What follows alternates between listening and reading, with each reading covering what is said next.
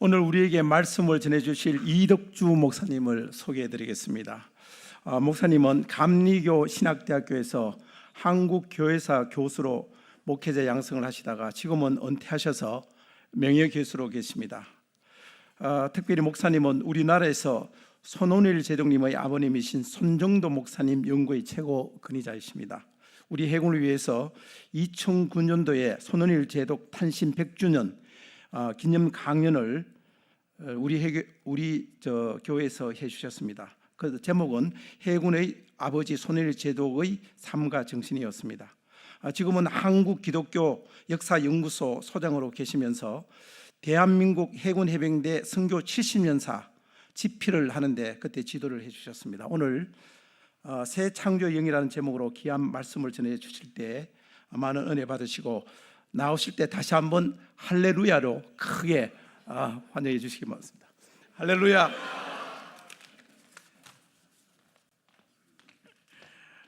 참 장로님 더 하시네. 제가 일부 예배 때 저를 2번이나 박수를 치더라고요. 저를 위해서. 그래서 제가 장로님 제발 예배당 안에서 목사가 박수 받을 일 없어요. 하나님께 영광이지. 그래서 목사가 박수 받는 거 그거를 좀 삼가달라 그랬더니 그걸 박수를 치지 말라는 말로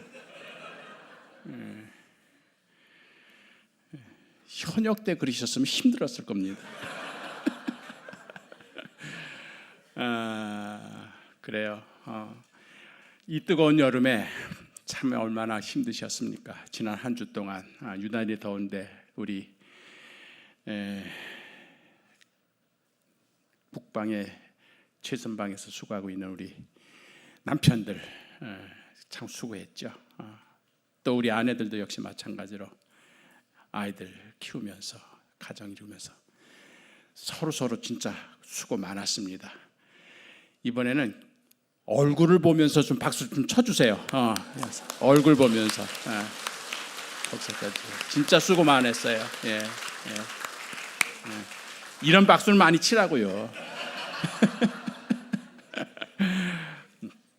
한 10년쯤 전에 제가 서울 YMCA에서 한번 저를 강사로 초청을 했어요. 그래서 무슨 모임인가 그랬더니 8.15 광복 기념 행사 중에 하나로 중고등학생들과 함께 토크쇼를 하겠다는 거예요. 그러면서 이제 제가 역사를 공부하니까 저보고 같이 그러니까 이게 손잡버린 아이들이랑 같이 대화를 해야 되는 거예요. 참 난감하더라고요. 요새 젊은 세대들이 8.15가 뭔지 아나요? 일제강점기에 우리가 어떤 일을 당했는지 알지 못하잖아요. 관심도 없고. 그럼 뭔 얘기를 할까 고민을 하다가 결국 그 10대 청소년들한테 결국 8.15 광복이 어떤 우리 민족의 역사에 어떤 의미를 가지고 있는지 얘기를 해줘야 되니까 그래서 고민하다가 제가 역사를 공부한 사람이니까 8.15 45년 8.15 그때의 10대 소년이었던 분들 그분들의 회고록을 한번 내가 봐야 되겠다. 그래서 기독교계의 지도자들 그러니까 8.15 광복 때 10대 소년이었던 분들의 회고록만 수집을 해서 제가 한번 읽어봤어요. 그러니까 그분들은 다 초등학교, 중고등학교 다닐 때예요. 이분들이 8.15 광복을 어떻게 기억하고 있는가. 근데 흥미로운 거는요. 모두가 해방될 줄 몰랐다는 거예요. 그래서 밤중에 도둑처럼 꿈꾸는 것 같았다. 그게 이게 현실이냐? 진짜냐? 라디오에서는 천황의 항복 그 목소리가 들리는데 방금 전까지만 해도 대동아공영의 일본 제국의 황군들이 태평양을 점령하고 지금 미국과 전쟁을 해서 승승장구 이기고 있다는 그 계속 들었는데 어느 날 갑자기 천황이 떨리는 목소리로 결국 자기 일본이 망했다고 하는 전부 다 귀를 의심했다는 거예요. 그리고 나서 보니까요 해외에서 독립운동 했던 사람들도 회고록을 보니까 전부 다 몰랐다는 거예요. 아주 극소수의 그때 당시에 미국 정부 OCC 그런 데서 OSS 그런 데서 활동하던 그런 극소수의 이 정보만 듣던 사람들만 알았지. 일본이 지금 패망하고 있고 원자 폭탄 떨어졌다는 걸 알고 있지. 99%는 일본이 영원히 승리하는 줄 알았다는 거예요. 그러면서 결국 8.15 광복의 그 소식은 밤중의 도둑처럼 꿈꾼 것 같이 갑자기 어느 날 왔다. 그러면서 제가 해군 군목을 역임하시고 CBS 사장을 역임하신 정동기에 담임하셨던 이재헌 목사님의 회고록을 제가 읽었어요. 그때 그분이 개성에 계셨는데 그분이 중학생 때였답니다. 자기도 그때는요 관공서나 학교에서는 한국말 전혀 할 수가 없었습니다. 완전히 일본말이었어요. 일본 세상이었습니다. 조선말 쓰면은 감옥에 갔어요. 유치장 갔어요. 그분이 회고록을 쓰셨는데 어떤 대목이 나오냐면은 모두가 다 일본말 천지고 모두가 다 일본 옷이고 모두가 다 일본 세상이었는데 유독 교회에서만은 한국말을 썼다는 거예요. 교회 예배에서만은 조선말로 예배를 드렸다는 거예요.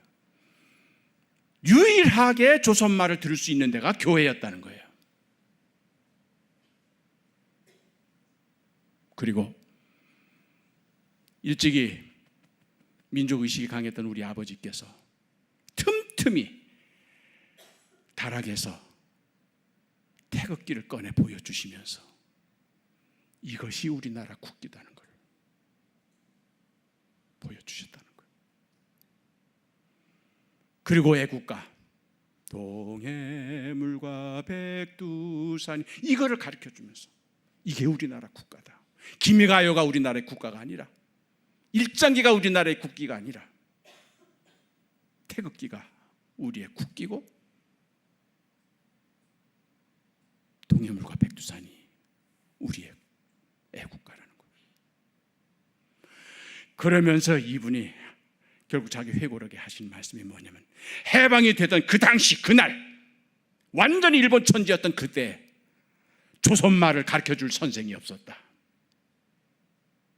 해방이 되어서 이제 나라가 다시 되찾아졌는데 결국 그 일본 천지에 태극기를 들고 나와서 만세 부르는 사람은 교인이었고 한글을 가르칠 수 있는 사람은 기독교인밖에 없었다.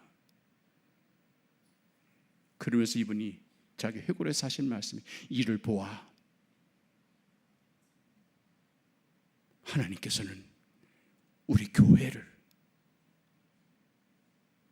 해방 후에 새로 세워질 광복의 그 날을 대비해서 새 역사를 만드시는 예비 작업으로 교회를 세우셨다. 그래서 우리말을 지키고 태극기를 지키고 애국가를 지킬 수 있는 유일한 곳이 교회였다. 영원히 우리는 일본의 속국으로 영원히 우리는 일본의 식민 통치를 받으면서 이제는 대한민국이라고 하는 대한제국이라고 하는 완전히 지구상에 사라진 줄 알았던 그 시대에 자그마한 촛불처럼 하나님께서는 우리 민족의 역사와 혼, 우리 글, 우리 얼, 우리 노래, 우리 국기를 지키게 하셨다. 그래서 해방된 후에 새 날을 재건하는데 우리 기독교인들이 앞장설 수밖에 없었다. 저는 우리 민족의 통일도 그렇게 오리라고 믿습니다. 그렇기 때문에 우리는 통일을 대비해야 합니다. 내다보고 준비해야 합니다. 오늘 본문 말씀은 역사를 공부하는 저로서는 신앙 고백입니다. 창세기 1장 1절. 제가 힘들 때마다 어려울 때마다 어떻게 해야 될지를 알 수 없는 그런 절망적인 순간마다 저는 창세기 1장 1절로 힘을 얻습니다. 함께 외웁니다. 시작. 태초에 하나님이 천지를 창조하시니라. 이게 우리 신앙 고백입니다. 우리가 믿는 하나님은 창조주 하나님, 이것이 우리 신앙 고백입니다. 그 하나님께서 온 우주 만물을 창조하셨을 뿐만 아니라 그 이후에 지금까지 이 세상 모든 만물이 이루어지는 모든 과정에 하나님이 섭리하시고 하나님이 관리하시고 하나님이 결정하시고 하나님이 판단하시고 하나님이 관리하신다. 이것이 나의 고백입니다. 사람이 만들어가는 역사처럼 보이지만, 몇몇 국가의 지도자들이 세계의 운명을 움직이는 것처럼 보이지만, 역사를 만드시는 분이 하나님이시고 섭리하신 분이 하나님이시고 결정하시는 분이 하나님이시다. 나는 그것을 믿습니다. 그 하나님의 창조물 속에 내가 포함이 된 겁니다. 내 아내가 포함된 겁니다. 내 자식들이 포함된 겁니다. 내가 하는 모든 일들이 거기에 포함이 된 겁니다. 내가 해군이 된 것도, 내가 해군 중앙교회 예배를 드리게 된 것도 내 선택이 아니라 하나님의 선택이고 하나님의 인도하심이었다는 사실을 고백하는 겁니다. 이것이 창조주 하나님 믿는 신앙인 것입니다. 그렇기 때문에 역사는 하나님이 관리하신다, 섭리하신다. 결국 하나님의 뜻에 따라 움직인다. 우리 대한민국도 몇몇 정치적 리더들이 만들어가는 것이 아니라 하나님께서 세우신 나라고 하나님께서 보호하시는 나라다. 애국가에 있듯이 하나님이 보호하사 하나님이 세우신 나라고 하나님의 영광을 드러낼 나라가 우리 대한민국이다. 이것이 우리의 신앙 고백인 것입니다. 모든 하나님의 창조물을, 하나님의 피조물 속에는 창조주 하나님의 뜻과 생각과 의도가 담겨져 있습니다. 이 컵도 만들 때부터 물을 담을 목적으로 만들어졌기 때문에 지금 이 컵은 자기의 기능에 충실한 겁니다. 도공이 이 컵을 만들 때 물을 담으라고 만든 겁니다. 그래서 지금 물이 담겨져 있는 겁니다. 하나님의 피조물인 우리에게는 하나님의 계획이 있다는 얘기입니다. 하나님의 뜻이 있다는 얘기입니다. 여러분의 몸을 통해서 태어난 여러분의 자녀들에게도 하나님의 계획이 있다는 겁니다. 하나님의 뜻이 있다는 것입니다. 육신으로는 우리의 부모가 우리를 낳아줬을지 몰라도 우리는 영적으로 창조주 하나님을 믿기 때문에 그 창조주 하나님께서 우리를 통하여, 우리 자녀를 통하여, 우리 가족을 통하여 당신께서 이루시려고 하는 거룩한 뜻이, 계획이 있다는 것을 믿는 것이 우리의 신앙 고백인 것입니다. 그것이 창세기 1장 1절입니다. 그렇기 때문에 힘들고 어려울 때마다 바로 창세기 1장 1절로 우리는 힘을 얻는 겁니다. 결국은 하나님께서 승리하신다. 결국은 하나님의 영광이다. 창세기 1장 2절은 창조 직전의 모습을 우리에게 보여주고 있습니다. 왜요? 하나님의 창조는 하나님의 뜻을 담고 있기 때문에 하나님께서 뭘 하실지를 계획을 갖고 계신 겁니다. 그것이 2절입니다. 땅이 공허하고 혼돈하며 흑암이 깊음 위에 있고, 이것이 창조 직전의 모습입니다. 하나님이 개입하시기 직전의 모습입니다. 우리가 믿음 생활하기 직전의 모습입니다. 우리가 예수를 알기 직전의 모습입니다. 새 역사가 창조되기 직전의 모습입니다. 공허합니다. 혼돈합니다. 흑암입니다. 열심히 나름대로 살았지만 왠지 공허합니다. 새벽부터 저녁까지 나름대로 열심히 일을 했지만 잠자리 드는 내 마음이 왜 이렇게 허전합니까? 앞뒤를 분간할 수가 없습니다. 좌우로 분간되어서 정파 싸움, 여기 가까운 여의도는 왜 그렇게 싸움박질만 하는 데인지, 네가 옳다 내가 옳다, 상대방의 의견에는 귀를 기울이지 아니하고 목소리만 높이면서 갈등과 분열, 뒤죽박죽, 엉망진창, 질서가 없습니다. 혼돈합니다. 젊은이들에게는 절망의 세대가 됐습니다. 왜 3폰이 4폰이가 나옵니까? 왜 결혼을 거부하고 왜 자식을 안 낳고? 미래가 암담하기 때문입니다. 희망이 보이지 않기 때문입니다. 이것이 우리 눈앞에 펼쳐진 현실입니다. 공허하고 혼돈하고 흑암이 깊음 위에 있습니다. 이것이 창조 직전의 모습입니다. 그런데 믿음의 사람은 그런 공허와 혼돈과 흑암, 그 수평 위에 또 다른 세계가 있음을 보게 됩니다. 하나님의 영이 수면 위를 운행하시니라.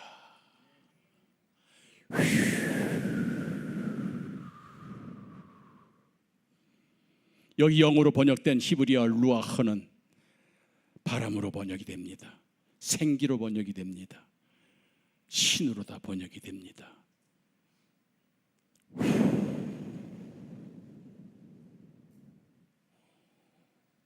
눈앞에 펼쳐진 현실은 공허합니다. 흑암입니다.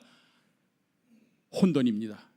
그런데 그 높은 곳에, 그 수면 위에 하나님의 영이 마치 보라매가 먹이를 발견하고 내려 꽂히기 직전에 선회하듯이,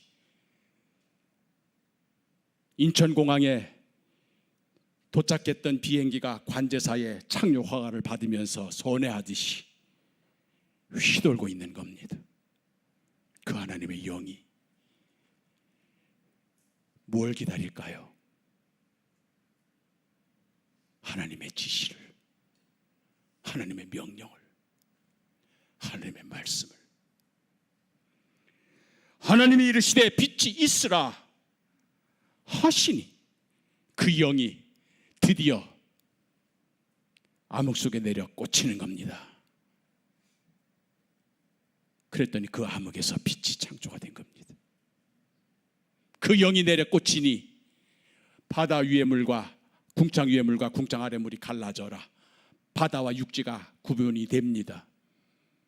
뒤죽박죽했던 세상이 이제는 땅과 하늘과 바다로 명확하게 선을 긋게 됩니다. 그러면서 거기에 공허했던 그 세상이 식물로, 동물로, 짐승으로, 바다의 물고기와 육지의 짐승과 공중의 새로 충만해집니다. 하나님의 말씀이 세상을 바꾼 겁니다. 이것이 창조입니다. 공허함이 충만함으로 바뀌었습니다. 혼돈이 질서와 조화로 바뀌었습니다. 흑암이 광명으로 바뀌었습니다.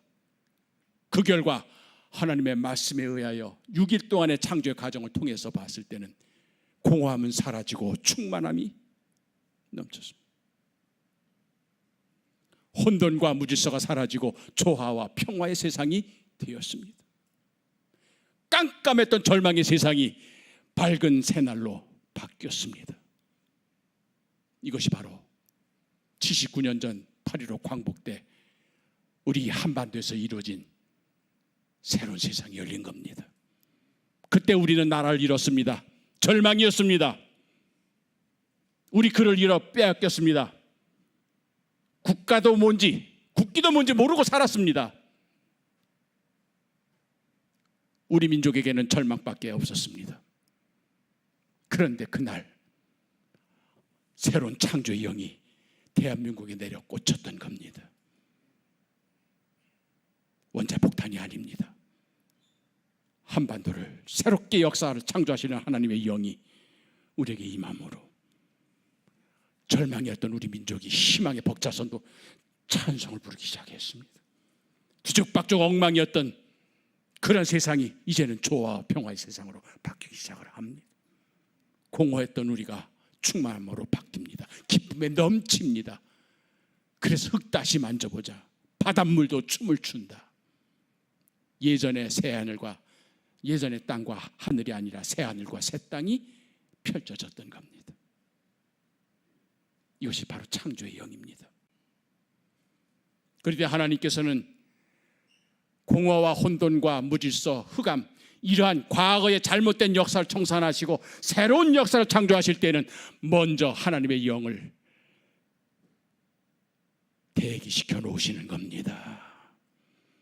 그렇기 때문에 그 시대를, 암흑의 시대를 사는 사람들은, 공허의 시대를 사는 사람들은, 혼돈의 시대를 사는 사람들은 눈앞에 펼쳐진 절망스러운 세상을 바라보며 한숨 짓고 절망하는 것이 아니라 눈을 들어 하늘을 보는 겁니다. 눈을 들어 산을 보리라. 나의 도움이 어디서 올꼬? 천지를 지으신 여호와에게서로다. 사람에게 기대하지 않습니다. 무기에게 기대하지 않습니다. 외국 세력에 힘을 빌리지 않습니다. 새로운 역사를 창조하시는 하나님의 영에 희망을 겁니다. 그래서 하나님의 영이 이 한반도에 내려꽂히기를 기다립니다. 기도하면서 그것이 하나님의 새 역사의 창조였던 겁니다. 1907년 우리나라가 일본의 식민 체제로 바뀌어진 것은 1910년이지만 사실상 우리 모든 국권을 일본에게 넘겨준 때는 1907년이죠. 헤이그 밀사 사건, 그걸 빌미로 해서 고종 황제를 강제 퇴위시키고, 그리고 정미 7조약을 체결해 가지고 우리 국권의 상징이었던 군대를 해산시켜버리죠. 이제는 우리의 외교권만 아니라 군사권, 행정, 내정권 모든 것을 일본 통감부에 갖다 바쳐야 되는 그런 시대였습니다. 바로 그것이 1907년의 일입니다. 3년 전에 일어났던 대흉년으로 경제는 폭망했습니다. 굶어 죽는 사람들이 속출했습니다. 정치적으로, 경제적으로 모든 면에서 우리 민족에게는 절망이었습니다. 공허했습니다. 혼돈했습니다. 흑암이었습니다. 이제 우리나라는 이렇게 해서 끝나는구나. 임진왜란 때 우리나라를 다시 한번 짓밟았던 그들이 이제는 결국 청일전쟁, 러일전쟁을 거쳐서 이제는 이 한반도를 영원히 지배하군 그런 세상이 되었구나. 모두가 다 절망하고, 모두가 다 포기하고, 모두가 다 두 손을 놓았을 때입니다. 그때 하나님의 영이 평양에 임했던 겁니다. 우리가 알고 있는 1907년 평양 대부흥운동이 된 것입니다. 소수의 사람들이 나라와 민족을 위해서 기도합니다. 기독교 선교가 시작된 지 20년이라 교회 다니는 사람들은 좀 있었어요. 그러나 대부분의 사람들은 기독교인이 된다는 의미가 뭔지를 모르고 다니고 있었던 형식적인 교인들이었습니다. 교회 다니면 먹을 거 주고, 입을 거 주고, 잘하면 취직 자리도 주고, 잘하면 미국도 갈 수 있고, 그리고 서양 문물도 받아들일 수 있고, 뭐 이런 식으로 해서 교회 가면 뭔가 받을 것이 있게 생각해서 오는 사람들이 대부분이었습니다. 그러나 진정한 의미에서 크리스찬이 된다는 것이 어떤 뜻인지를 모르고 형식적으로 교회를 다니는 사람들이 예배당을 채우고 있었을 그런 때입니다. 그런 때에 소수의 선교사님들과 한국교회 지도자들은 기도를 시작했습니다. 목적은 하나입니다. 성령을 받게 하여 주시옵소서. 성령을 우리가 받아야 되겠습니다. 마가의 다락방에 모였던 예수님의 제자들이 결국 주님의 말씀에 의지해서 성령이 너에게 임하시기까지는 떠나지 말라는 그 말씀에 결국 그들이 마가의 다락방에 모여서 50일 동안 기도했던 결과 성령이 임했던 것처럼 평양에서도 성령이 임했던 겁니다. 아마 평양 대붕운동이 어떤 것인지 여러분 잘 아실 겁니다. 그때 당시 한국교회 지도자들은 형식적으로 자기 세속적인 목적을 이루기 위하여 교회에 다녔던 사람들이 성령을 받으면서 통회자복하고 윤리적으로 갱신되고 완전히 새 사람이 되어서 생각이 바뀌었습니다. 뜻이 바뀌었습니다. 행동 거지가 바뀌었습니다. 완전한 새 사람이 되었습니다. 그렇게 해서 회개하고 거듭난 그리스도인들이 이제는 세상 앞에 빛과 소금의 역할을 할 수 있는 자격을 얻게 되었던 것이죠. 그래서 1907년에 한국교회를 정화시키신 다음 1919년 3.1운동 때 그 교회 지도자들이 만세운동을 벌일 수 있도록 인도해 주셨던 겁니다. 3.1운동 때 기독교인은 1%밖에 되지 않았습니다. 인구 비율이 극소수였습니다. 500년 동안 우리나라 지배했던 유교 지도자들 한 명도 나서지 않았습니다. 30년밖에 안 된 기독교 지도자들이 민족대표 33명 가운데 반 이상을 차지하게 되었고, 거리에서 만세를 부르고 태극기를 흔들었던 사람들의 30%가 기독교인들이었고, 그때 당시에 거리에 나서서 만세 부르는 여인들 가운데, 치마 입은 여성들 가운데 85%가 기독교인들이었던 겁니다. 이것이 바로 소금입니다. 소금은 많아서 맛이 아닙니다. 많으면 써서 못 먹습니다. 적어도 소금이면 세상을 바꾸는 겁니다. 바로 3.1운동 때 우리 교회를 통하여 우리 민족의 자주독립을 외치게 하시는, 그걸 위해서 10년 전에 대북운동을 먼저 경험하게 하신 겁니다. 하나님의 계획은 빈틈이 없습니다. 자질이 없습니다. 오류가 없습니다. 정확하게 준비하시는 겁니다.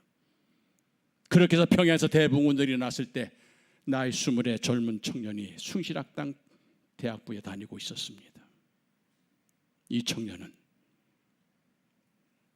성령을 받아 거듭나는, 그래서 성령 충만의 체험을 하면서도 동시에 위기에 처해 있는 나라, 이 대한민국의 국권 어떻게 회복될 수 있을 것인가, 이것이 그의 고민이고 기도 제목이었습니다. 그래서 예수 믿고 천당 가자, 사람들이 어떻게 되든 말든, 나라와 민족이 어떻게 되든 말든 나만 복받으면 되지 하는 이기적인 신앙생활이 아니라 잃어버린 국권을 되찾고 우리 민족의 행복한 미래를 열기 위해서 우리 기독교인들이 뭘 할 수 있을까 간구하며 기도합니다. 간절하게 평양 남산연교회 예배당 마룻바닥에서 무릎 꿇고 기도합니다. 주여, 우리 민족, 일본이 저렇게 우리를 침략해서 우리 국권을 빼앗고 있는데 우리 민족의 미래는 어떻게 됩니까? 어떻게 해야 우리가 자주독립국가가 될 수가 있겠습니까? 간절하게 기도하는 그에게 계시처럼 말씀이 임했습니다. 말씀이 임하면서 성령은 임하는 겁니다. 사도행전 1장의 말씀을 다시 읽게 되었습니다. 베드로가 주님께 묻습니다. 주님, 이스라엘을 회복할 때가 이때입니까? 그러나 주님은 때와 기한은 아버지께서 정하신다. 아무도 모른다. 천사도 모르고 아들도 모른다. 역사의 주인이신 하나님만 아신다. 하나님의 결정이다. 우리 민족이 통일하려는 점쟁이가 맞추는 것이 아니라 하나님이 정하시는 겁니다. 하나님께서 정하신 그때에 우리 민족은 다시 통일이 되는 겁니다. 아버지께서 정하신다. 그럼 우리는 뭐 할까요? 두 손 놓고 아무것도 할 수 없습니까? 주님께서 제자들에게 당부하신 말씀이 거기서 임합니다. 오직 성령이 너에게 임하시면 너희가 권능을 받아 예루살렘과 온 유다와 사마리아와 땅 끝까지 이르러 내 증인이 되리라. 국권을 회복하는 것과 예수의 증인이 되는 것이 무슨 상관이 있겠습니까? 하나는 정치적인 일이요, 하나는 종교적인 일인데 어떻게 하면 우리가 로마의 식민 통치에서 벗어나 자주독립국가가 될 수 있습니까? 하는 제자의 물음에 우리 주님께서는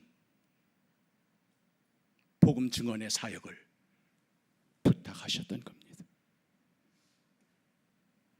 젊은 청년은 그 말씀을 계시로 받습니다.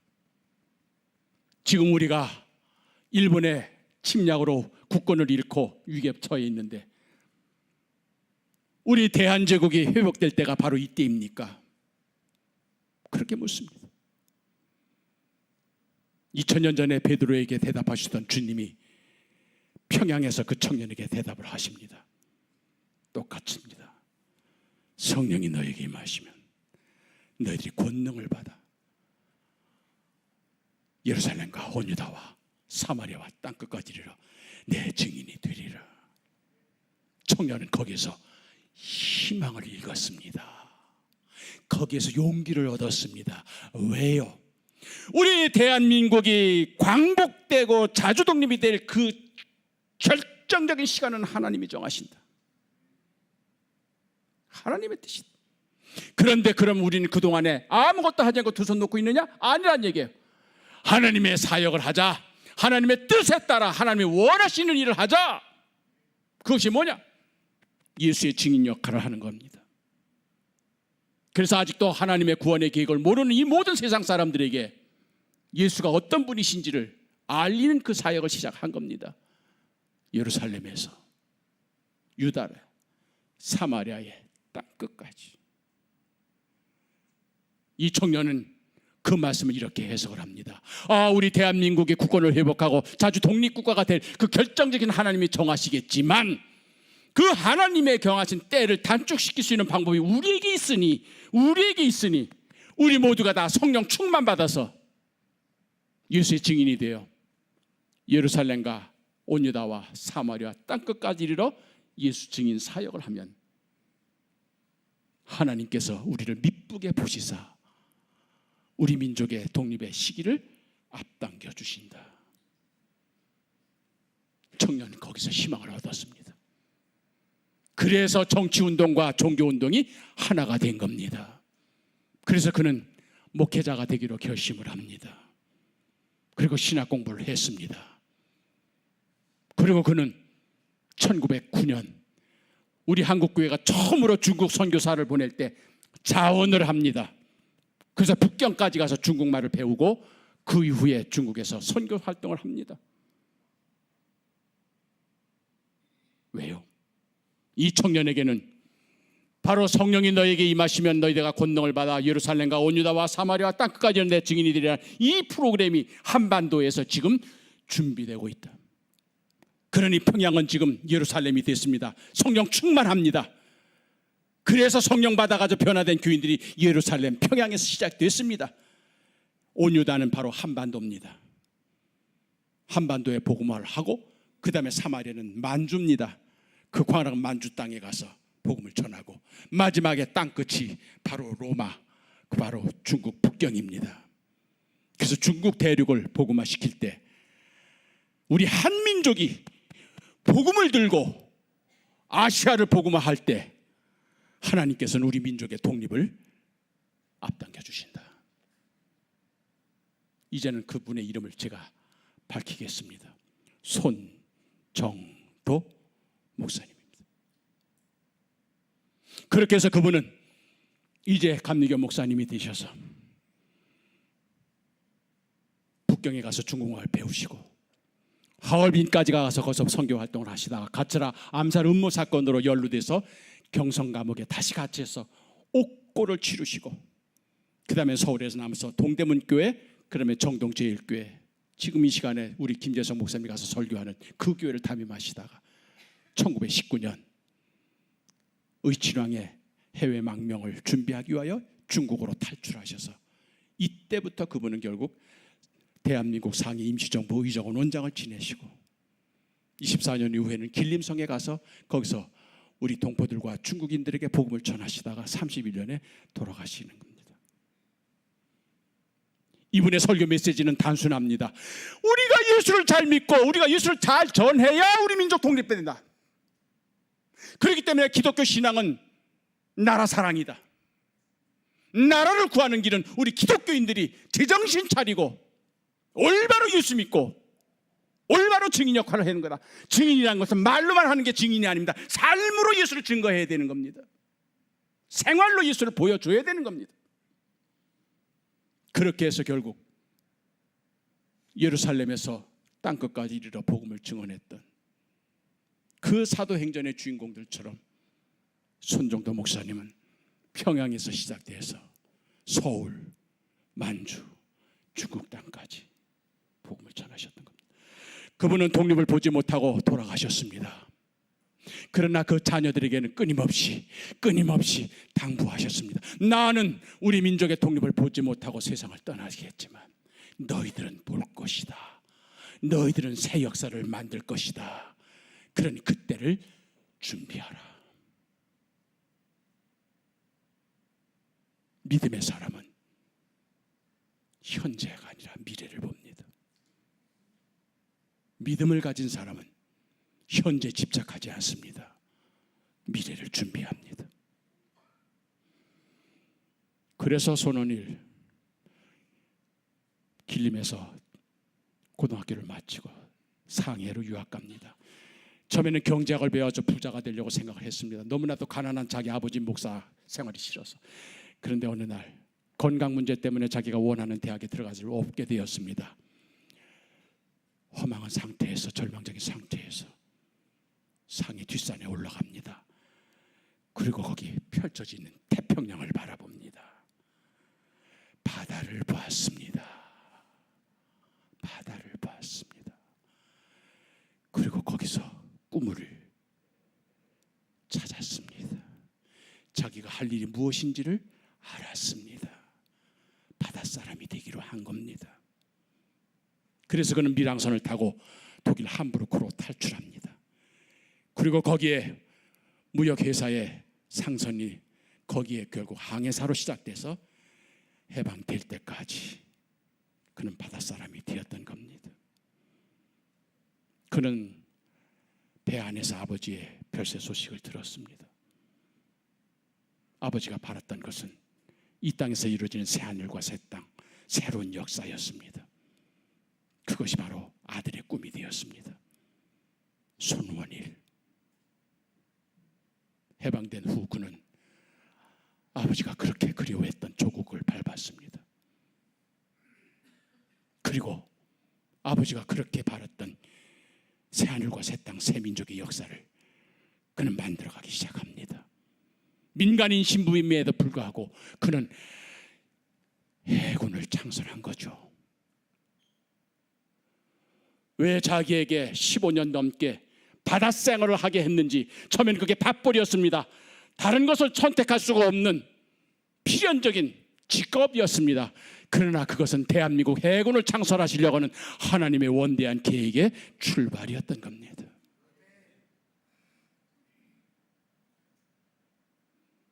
미국의 지원 없이, 대한민국 정부의 지원 없이 그는 자기의 꿈을 밝히기 시작했습니다. 그 꿈에 동참하는 동지들이 나타나기 시작했습니다.